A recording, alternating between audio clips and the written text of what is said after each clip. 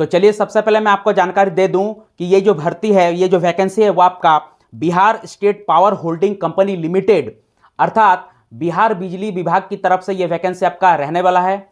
देखिए, बिहार बिजली विभाग की तरफ से कुछ महीने पहले ही जो है वैकेंसी लिया जा रहा था। उसमें बहुत सारा आवेदक जो है आवेदन कर पाए थे और बहुत सारे इसमें आवेदन नहीं कर पाए थे। तो जो उस वैकेंसी में जो आवेदन नहीं कर पाए थे तो उन लोगों को दोबारा मौका दिया जा रहा है बिजली विभाग की तरफ से, बिहार बिजली विभाग की तरफ से फिर से जो है आवेदन आपका स्टार्ट किया जा रहा है। तो याद रखिएगा, ये जो भर्ती है वो आपका Bihar state power holding company limited अर्थात बिहार बिजली विभाग की तरफ से रहने वाली है। उन सभी आवेदकों को जो है दोबारा मौका दिया जा रहा है इसमें आवेदन करने के लिए। तो याद रखिएगा, इसमें आपका टोटल 6 पोस्ट पे जो आपका वैकेंसी रहने वाली है। बात करें अगर इसका पहला पोस्ट का, तो इसमें पहला जो पोस्ट रहेगा वो आपका असिस्टेंट एग्जीक्यूटिव इंजीनियर का रहने वाला है, जिसमें टोटल आपका 86 पोस्ट है। दूसरा जो पोस्ट रहेगा आपका इस भर्ती के अंतर्गत वो आपका जूनियर इलेक्ट्रिकल इंजीनियर का रहने वाला है, जिसमें 113 पोस्ट है।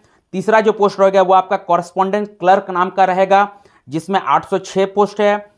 चौथा जो इसमें रहेगा इस वैकेंसी के अंतर्गत वो आपका स्टोर असिस्टेंट का पद पे जो है वैकेंसी है, जिसमें 115 पोस्ट है।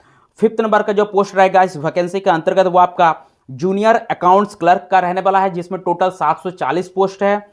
और छठा नंबर का जो पोस्ट रहेगा वो आपका टेक्नीशियन ग्रेड 3 का रहने वाला है, जिसमें 2156 पोस्ट पे जो है वैकेंसी रहने वाली है। तो ये जो टेक्नीशियन ग्रेड 3 है इसमें ही सबसे ज्यादा आपका पोस्ट रहने वाला है। दूसरा नंबर में आपका जो है कॉरेस्पॉन्डेंस क्लर्क का है, जिसमें टोटल 806 पोस्ट है। तीसरा जो आपका जूनियर अकाउंट्स क्लर्क का है, जिसमें आपका 740 पोस्ट है। तो याद रखिएगा आपका, तो इन 6 पोस्ट पे आपका बिहार बिजली विभाग की तरफ से वैकेंसी निकला है। तो टोटल याद रखिएगा कुल पदों की संख्या आपका है 4016, यानी इन सभी आपका पोस्ट को अगर मिलाए तो टोटल आपका 4016 पोस्ट पे बिहार बिजली विभाग की तरफ से आपका भर्तियां ली जाएंगी। चलिए बात करते हैं इसका अप्लाई डेट का। तो देखिए, इसका ऑनलाइन एप्लीकेशन आपका 1 अक्टूबर से लेके 15 अक्टूबर 2024 तक जारी रहने वाला है, यानी लास्ट डेट को आप ध्यान में रखिएगा 15 अक्टूबर 2024 है। और मोड ऑफ एप्लीकेशन आपका ऑनलाइन रहने वाला है, यानी ऑनलाइन मोड पे आपको इसमें आवेदन करना पड़ेगा। चलिए बात करते हैं इसके ऑफिशियल वेबसाइट का। तो देखिए, इसका ऑफिशियल वेबसाइट है आपका www.bsphl.co.in। तो ये जो ऑफिशियल वेबसाइट है, इस ऑफिशियल वेबसाइट को आप ध्यान में रखिएगा। अगर आप इसमें आवेदन करने के इच्छुक है, आपको इसी ऑफिशियल वेबसाइट पे आपको इस भर्ती से जुड़ा हुआ टोटल जानकारी, टोटल इंफॉर्मेशन मिल जाएगा। फ्यूचर में, भविष्य में अगर किसी भी तरह का कोई इंफॉर्मेशन आता है रिगार्डिंग इस जॉब का, तो वो भी आपको इसी ऑफिशियल वेबसाइट पे टोटल चीज जानकारी मिल जाएगा। और अगर आप इसमें ऑनलाइन आवेदन कीजिएगा तो आपको इसी ऑफिशियल वेबसाइट का सहारा लेना पड़ेगा।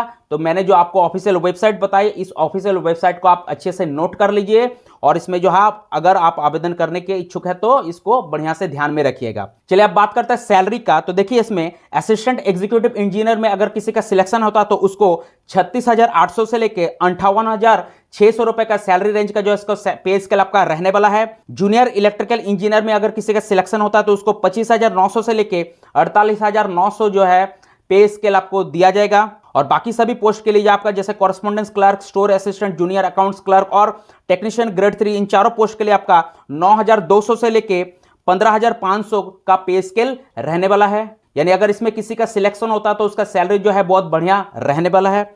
चलिए अब बात करते हैं फी का। तो देखिए, जनरल, ओबीसी और ईबीसी कैंडिडेट को 1500 रुपए का एप्लीकेशन फी लगेगा और एससी एसटी वाला को जो है 375 रुपए का एप्लीकेशन फी लगेगा। और मोड ऑफ पेमेंट आपका ऑनलाइन रहने वाला है, यानी ऑनलाइन मोड पे आपको फी पे करना पड़ेगा। एज लिमिट का बात करें तो देखिए, इसमें मिनिमम एज आपका 18 साल और मैक्सिमम एज आपका 37 साल रहने वाला है। और साथ ही साथ एससी एसटी वाला को जो 5 साल का और ओबीसी वाला को जो है 3 साल का जो है अधिकतम उम्र में छूट मिलेगा बिहार सरकार के अकॉर्डिंग। चलिए क्वालिफिकेशन का बात करते हो, देखिए इसमें आपका matric, diploma, ITI, graduation, BE, BTech, BSc qualification वाले कैंडिडेट इसमें आवेदन कर सकते हैं। अब बात करते हैं इसके सिलेक्शन प्रोसेस अर्थात चयन प्रक्रिया का। तो देखिए, इसके सिलेक्शन प्रोसेस के अंतर्गत आपका 3 स्टेज रहेगा। पहला आपका रिटन एग्जाम होगा, फिर रिटन एग्जाम को जो क्वालिफाई करके फिर डॉक्यूमेंट्स वेरिफिकेशन होगा, फिर डॉक्यूमेंट्स वेरिफिकेशन के बाद जो है उसका मेडिकल टेस्ट होगा and then final merit list बनेगा और सिलेक्शन होगा। तो देखिए, यही कुछ डिटेल्स था इस फॉर्म के रिगार्डिंग, इस भर्ती से जुड़ा हुआ, जिसको मैंने आपको बता दिया।